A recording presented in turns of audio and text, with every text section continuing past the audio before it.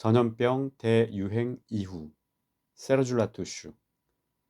원문 출처는 아래 기재하도록 하겠습니다. 본문으로 바로 들어갑니다. 예전과 같은 삶은 더 이상 불가능할 것이다. 언론마다 연일 이 소리만 되풀이한다. 전염병 이후의 세계는 좋은 삶, 미식조리, 탈성장 생활 양식 등과 같은 기존 개념들을 모조리 전복해버릴까. 필자는 이 글을 봉쇄조치 발령과 해제 사이에 작성했다. 코로나19가 아닌 다른 종류의 악성 바이러스 때문에 필자는 몇 개월간 고통에 시달렸다. 후두 좌측의 마비 증세로 인해 무기력함과 심한 통증을 동시에 겪었다. 본문의 논조가 독자들에게 어떤 느낌으로 다가갈지 말하기조차 어렵다. 고통스러운 시간을 겪으며 행복에 관한 글을 쓴다거나 위장에 관을 연결해 음식물을 주입하면서 좋은 음식에 관한 글을 쓰는 일은 나날이 쇠약해지는 몸 상태를 떠나 중요한 도전이 아닐 수 없다. 필자는 투병 기간에 종종 이반 일리치를 떠올렸다.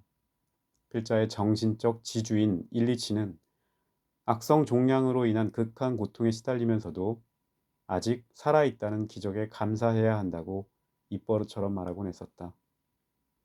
코로나 바이러스의 대유행이 점차 강력해지면서 오히려 이탈리아와 프랑스의 여러 언론이 필자에게 대담을 요청해왔다. 과연 지금의 현실에 탈성장이 부합하는지에 대한 질문이 줄을 이뤘다. 한쪽에서는 봉쇄의 결과로 인한 상황이 성장 반대론자들의 예고에 부합한다고 이야기했다. 즉, 성장 반대론자들의 기획을 실현하는 초입 단계에 도달했다는 말이다. 그러나 다른 한쪽에서는 이러한 위기가 세계화를 벗어나기 위해 잡아야 할 절호의 기회일 것이라고 말한다. 체제 변혁을 위한 호기라는 뜻이다. 전염병 저지를 위한 각국 정부들의 시행 조치는 일정 부분 긍정적인 결과를 낳기도 했다. 일단 온실가스의 배출량이 급격히 줄었다. 맑은 공기를 맡을 수 있게 된 중국이 특히 그러하다. 베이징 주민들은 푸른 하늘을 다시 보게 됐다.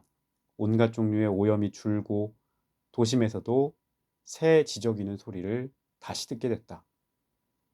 수상 대중교통 바포레토와 관광객이 사라진 베네치아의 운하에는 돌고래가 돌아오는 진풍경이 펼쳐졌다. 또 많은 사람들은 적은 소비로도 충분히 살 수 있다는 사실을 깨달았다. 사람들은 검소함을 배웠고 더 악화되지 않고도 할 수 있는 일이 제법 많다는 사실도 알게 됐다. 심지어 대화 상대자 중에는 현재 상황에서 종래의 조건을 약화시킬 수 있을 가능성, 다시 말해 검소한 삶을 재습득할 수 있는 가능성, 타인에 대한 깊은 연민, 생물체에 대한 관심과 주의, 탈성장의 강화 및 채택 가능성을 봐야 하지 않겠냐고 말하는 사람도 있었다. 이론 성찰과 철학 성찰에 필요한 시간의 가치는 매체들이 앞다퉈 보도하는 시간의 가치와 다르다. 일단 필자는 전염병 유행 문제의 전문가가 아니다. 따라서 해당 분야에 대한 상세한 이야기는 어려울 것이다. 필자는 본문을 현 시류에 부합하는 짤막한 논설 정도로 작성하려 한다. 덧붙여 지난 2008년 경제 위기 발생 이후에 벌어진 일련의 상황들을 종합해 볼 때 현재 바이러스 대유행도 어느 정도 위기가 지나면 예전 관행들로 되돌아갈 공산이 크다는 정도만 이야기하려 한다. 전염병 유행 상황에서 우리가 배운 교훈이라곤 의약품 생산 정도였다. 더 깊게 성찰할 시간이 필요하고 어느 정도 뒤로 물러서 고민해 봐야 할 시간이 필요하다. 그러한 시간을 보내면서 필자는 현재의 위기가 성장사회, 생산력주의 사회, 소비주의 사회라는 우리 사회의 병리 현상을 특별하고 광범위하게 드러낸 사건이라는 결론에 도달했다. 전염병 대유행이라는 상황에서 드러난 것을 확인하기 전에 그리고 이 전염병의 결과가 무엇이며 그 결과에서 어떤 교훈을 도출할 수 있을지를 확인하기 전에 우선 이 사건의 전례 없는 이라는 측면에 서린 역설적 문제를 고찰해 보는 편이 좋을 것이다. 1. 전례 없는 일이라고? 현 사태를 부추긴 제1원인은 바로 언론 매체들이다. 언론에서는 우리 삶의 예외적인 면을 쉴 새 없이 떠든다. 도대체 무엇이 전례 없다는 말인가? 전염병 대유행의 출현이 전례 없단 말인가? 확실히 그것은 아니다. 그렇다면 전염병의 심각한 상태가 전례 없다는 말인가?